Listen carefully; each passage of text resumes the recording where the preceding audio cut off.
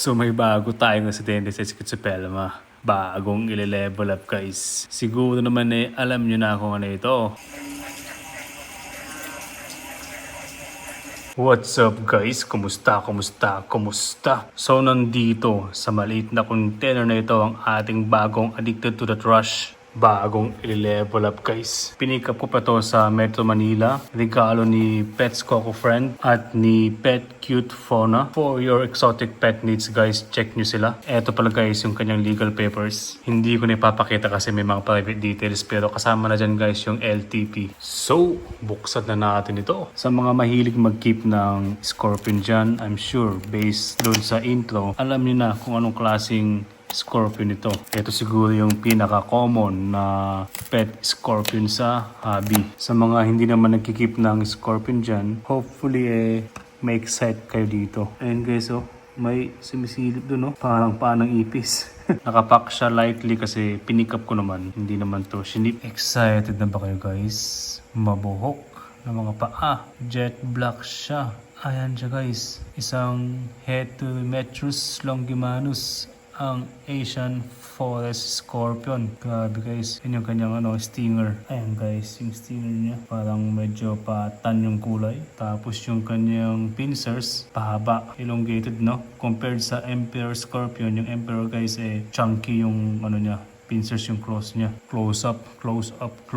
Ayan, ang kanyang close up. Astig, di ba? Pag close up guys, parang napakalaki, Kapag malayuan, yan lang siya. Maliit lang. Nakalimutan ko na kung anong instar siya. Yung instar guys yung parang stages ng kanyang development o paglaki. Enough na siguro yung space ng enclosure na ito, Dito muna siya habang maliit pa siya. Tapos, syempre, i-upgrade natin yung kanyang enclosure habang lumalaki siya. Lagyan natin ng vents. Binigyan din pala tayo ni Pets Coco Friend ng moss. Green moss, sphagnum moss, tsaka coco moss. Salamat tol, napakabait mo pagpalain ka. Palakas yung ulan guys. So meron pa pala tayo ditong mga coco pit.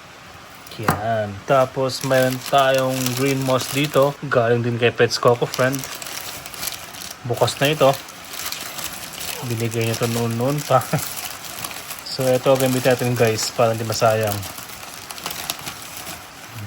Dahil nga Asian Forest Scorpion, ang mga forest sa Asia humid, moist. So gawin natin parang ganun tong kanyang substrate, tong kanyang enclosure, Itong sphagnum moss kasi sa mga hindi pa nakakalam, nakakatulong para mag-retain ng moisture. Dagdagan pa natin yung kanyang lupain.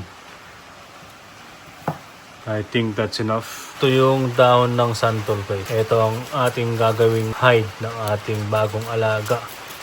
Basahin natin itong corner na ito. Para itong corner na ito dry. Dito yung moist. Para meron tayong ambient temperature o gradient sa loob. So, ayan na siya guys. Hindi ko kasi alam kung nasan yung water sprayer ko na pang mist. Kaya buhos tayo ng tubig. So, ayan Hindi lahat ng substrate guys basa. Yun lang. Tapos, top up lang guys. Mist lang. Twice a week siguro. Once a week. Depende sa lokasyon ng enclosure ng alaga nyo. Kung mainit, mabilis matuyo, or kung maraming vents, catch nyo na yun guys. Di na lang natin para ma-compact naman kahit papano.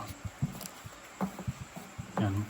Just in case na gusto nyo mag-borrow, pwede namang buong substrate guys basahin nyo, basta tansyan nyo lang yung moisture level niya. Max level So, eto na.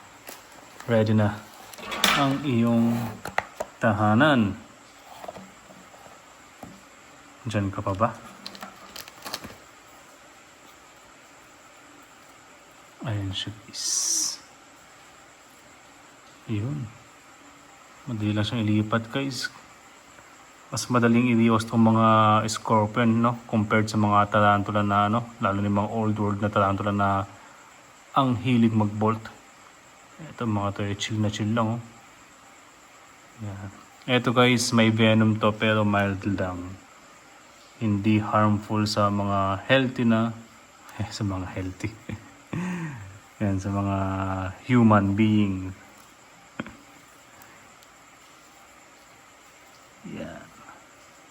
So, sakto lang pala guys, Sakto lang yung size ng enclosure sa late niya. Ayan lang siya, So parang 1, 2, 3, 4, 5, parang 5, 5 times na yung haba, ano? Tapos 1, 2, o parang 4 times na yung lapad. Mas madali kasing i-monitor yung feeding niya kapag ganito lang yung size ng kanyang enclosure. Kapag napakalaki guys medyo hindi naman mahirap pero yung kasing mga feeders minsan nagtatago. So and guys, pangalanan natin siya. Mag-comment kayo ng pangalan niya. That's it guys. Sana ay nag-enjoy kayo sa ating munting presentasyon ng ating Heterometrus longimanus, ang ating Asian Forest Scorpion. Maraming salamat. Chill lang tayo lagi dito sa Schizopelma PH. Yeah.